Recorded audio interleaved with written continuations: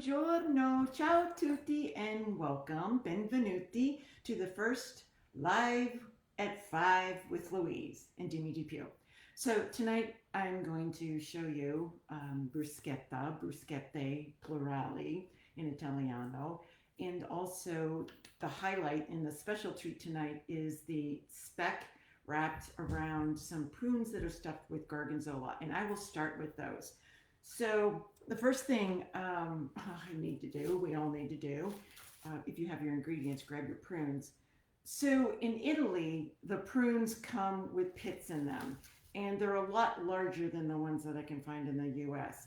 But I did manage to find some with their pits yesterday, so I got those, and I actually opened them up already and pulled the pit out. So what's really cool about needing to pit them yourself is that there's like this little pocket that's created by the hole when you pull the seed out. So we're going to use a little Gorgonzola dolce. So Gorgonzola dolce is kind of like a blue cheese. It's like a Gorgonzola, only it's, well, it is Gorgonzola, but it's really, the dolce part is it's super creamy. So there's a higher fat content and it's creamy and much easier to stick inside the prunes. Okay, so I'm going to take a little espresso spoon and put a little dab of Gorgonzola inside the prune. I'm going to put that, and since these prunes are really small, the container said breakfast prunes. I have no idea what a breakfast prune is. Apparently it means small prune. So I'm going to use 2 of them. Get another little scoopy doop of the Gorgonzola dolce and just place it inside the little pocket that you created when you pull the pit out. And so I have my 2 little prunes.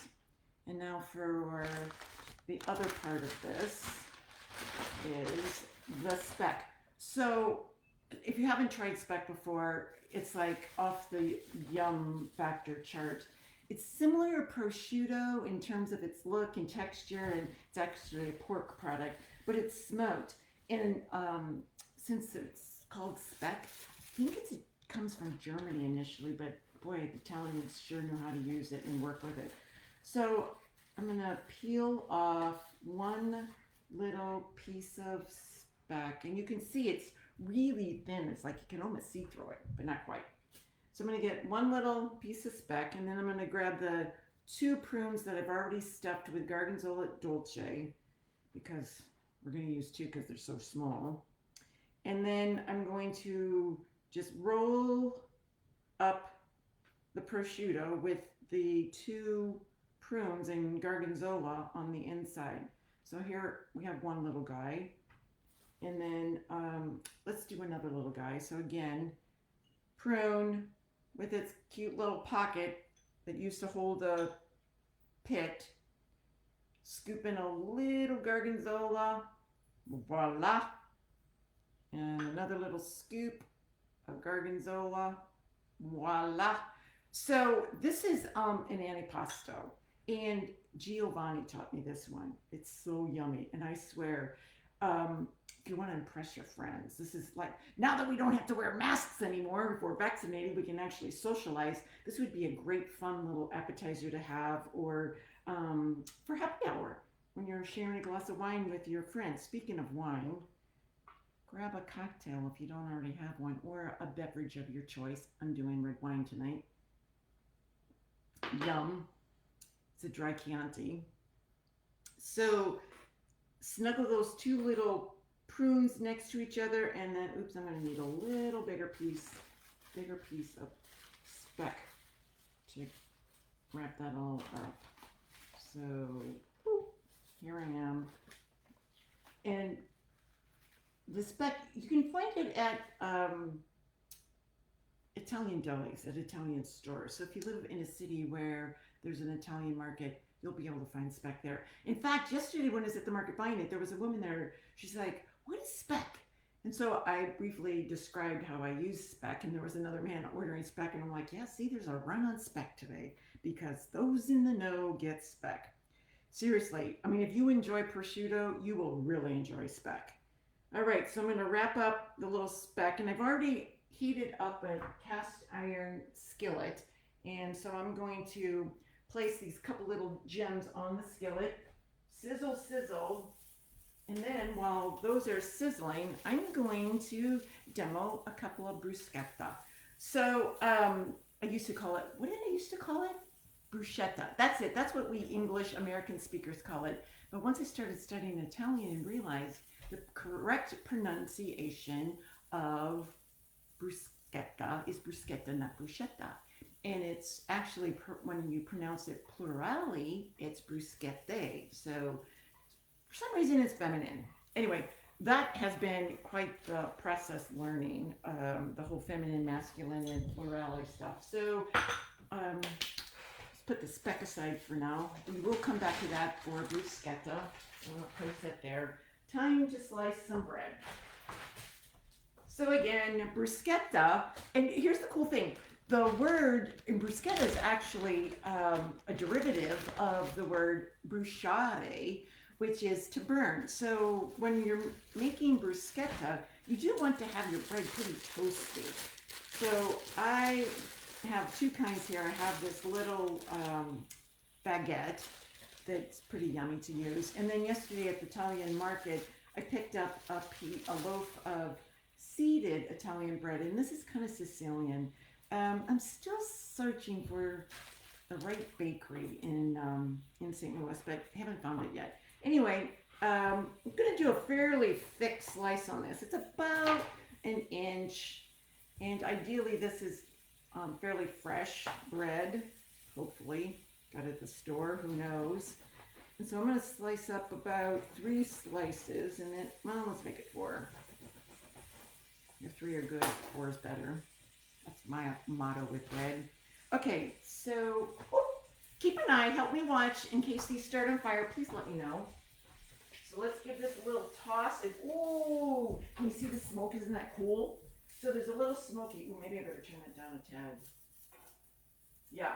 So the speck gets this lovely little brown crusty on it, and the speck has this fabulous smoky, salty taste with the tang from the Gorgonzola and the sweetness from the prunes. It's like so yum. Okay, I'm gonna pull those off and put them on a plate. Oh yeah. Okay, so can you see? Can you see this? This is kind of funky.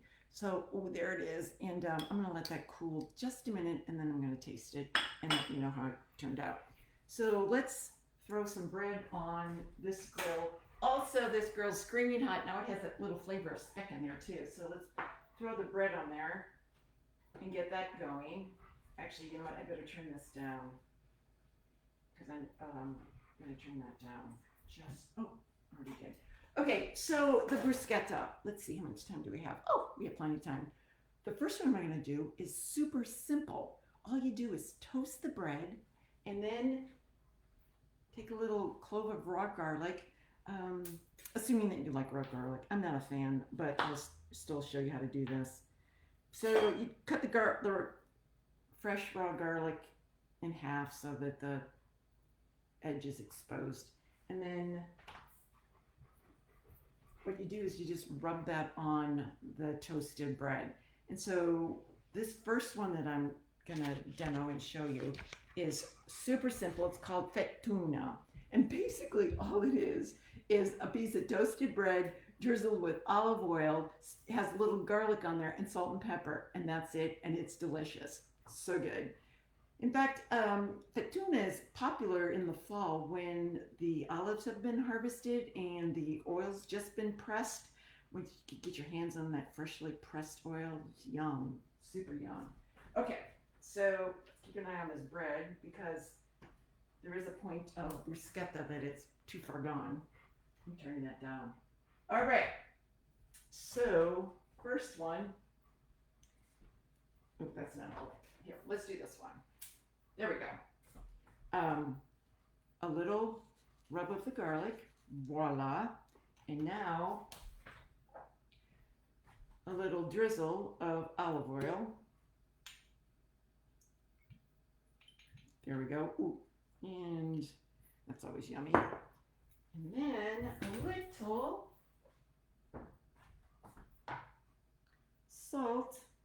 Because here's the thing with this bruschetta, the fettunta, is made with from the Tuscany region. So in Tuscany, they don't put salt in their bread when they make it. So when you're making your bruschetta, it's okay to add the salt. So then off with the top, little rind of the pepper. Yeah.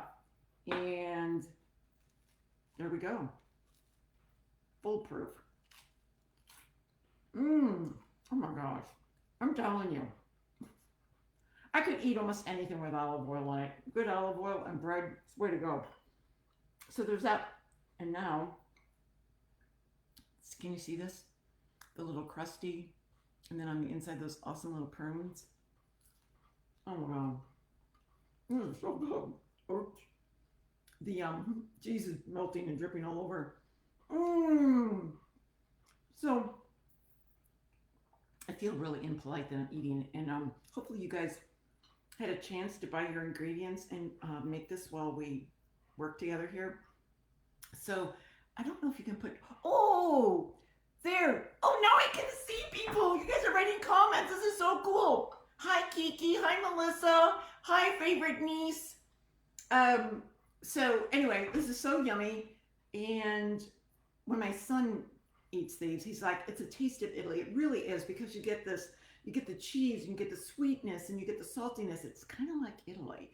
Italy can be a little sweet sometimes. It can be a little salty sometimes. And it can be a little funky like the blue cheese, like the Gorgonzola. Okay, so that's good. I want to eat the rest of this, but I don't want to spit food on the computer or the rest of you guys. So that calls for a palate cleansing. Sip of the wine. Okay, so now the next bruschetta. Okay, so this one's, half of it's pretty toasty. So, I can smell the burnt. Ooh, it's totally getting burnt. Okay, let's turn this off. No, let's turn it down. No, let's turn it off. Okay, so deep breath. Yes. And next, I'm going to, let's do,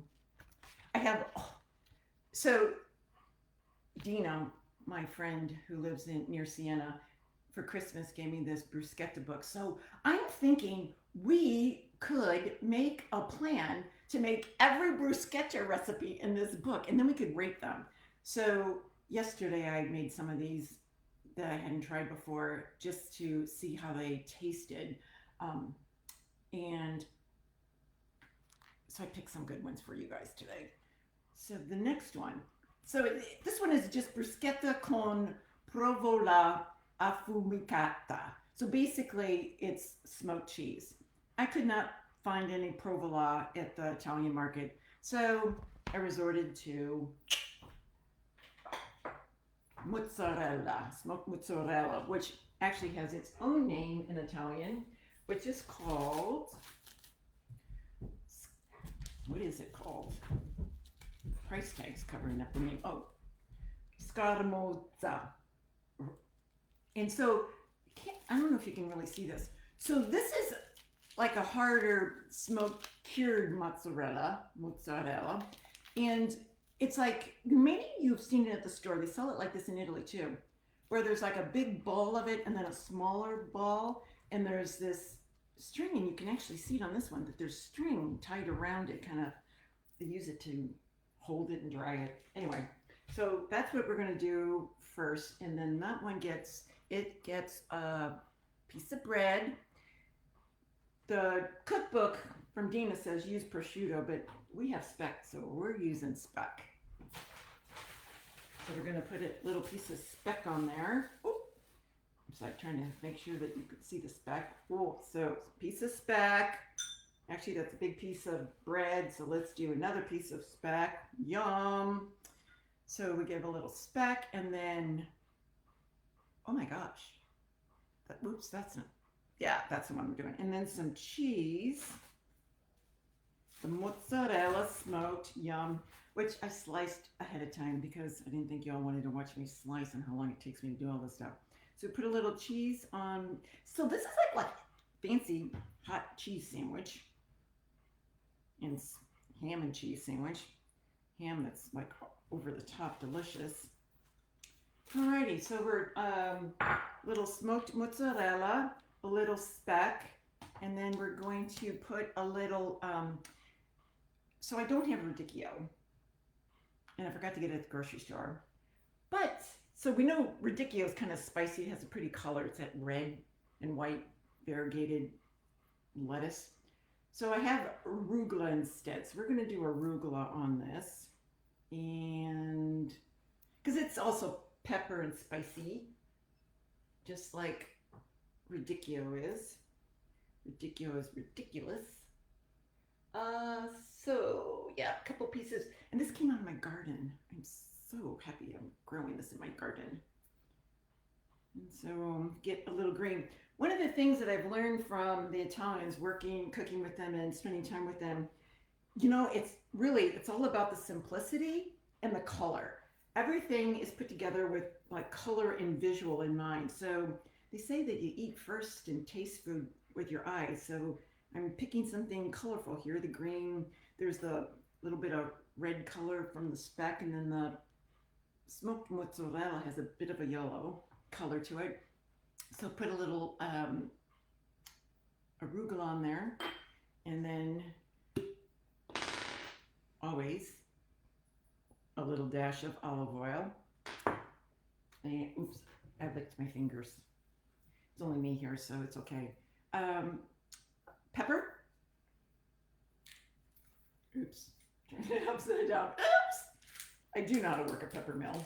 Now it's all greasy from the meat. And a pinch of salt. Voila! There is the bruschetta with speck and smoked mozzarella. Can you see it? There we go. Shall I bite this one too? Oh my gosh. Oh my gosh.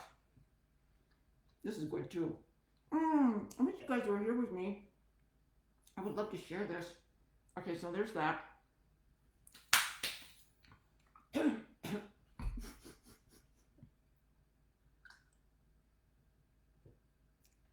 Oh my God, I'm choking. Okay. It's always good to have a beverage in your hand if you start choking on your food. Okay, so there's that one. So, what's the, oh, I want to show you another one with smoked salmon. So that one gets, obviously smoked salmon. And before we put the smoked salmon on there, it's going to get a little swipe of butter, which is interesting because the Italians rarely use butter on their things, but we're using butter. Okay, so a little dab of butter, pretty straightforward, and then a little smear of mascarpone. So I found this super cute little 3-ounce container of mascarpone yesterday. So we'll get a little dab of that and spread that. Spread the little dab of mascarpone on the bread. Oops, with the butter. Yeah, this is not a low cholesterol, low fat diet, but hey, you only live once, or maybe more than once. Okay, so there is the mascarpone, oops, and a little piece of smoked salmon. So I, of course, had this all ready to go for y'all. And we're gonna just cover up the piece of bread with the salmon. Oh, and this, again, that's colors, you guys, these are so amazing. So we have the like white from the mascarpone, that pinky from the smoked salmon, and this also is gonna get a little, what did I say it's gonna get? We already did that one. Oh my gosh, I'm losing track here. That's everything I wanted to do. Okay, here we go. It's called Bruschetta Rossa because of the mascarpone and the are because of the smoked salmon. And then, oh, so mascarpone, and then just a little bit of chopped nuts. So it calls for noci, which are walnuts. I didn't have any walnuts. I did have hazelnuts, which are also popular and pretty easy to access in Italy and in the US. So I did toast these a little bit beforehand. These are nocciole though. So hazelnuts are nocciole, so a little sprinkle of those on top. Now I'm going off script on this recipe for the next part. Back to the point of color, because I have some fresh dill in my garden. So I snipped off a couple of pieces. I'm gonna throw a couple leaves, or is that what they're called, leaves? Ferny looking things on the bruschetta, along with just a little zesty too of lemon, because who doesn't like a little lemon on their salmon? And plus it's pretty and it smells wonderful. Okay, so you would put in the comments, oh, my sister's there too. Yay, wait till you come visit. We'll have some bruschetta.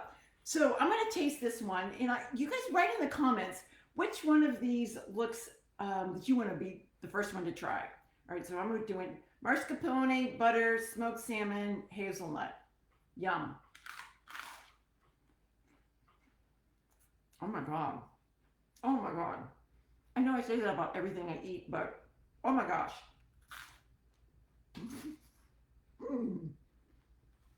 That's delish. Okay.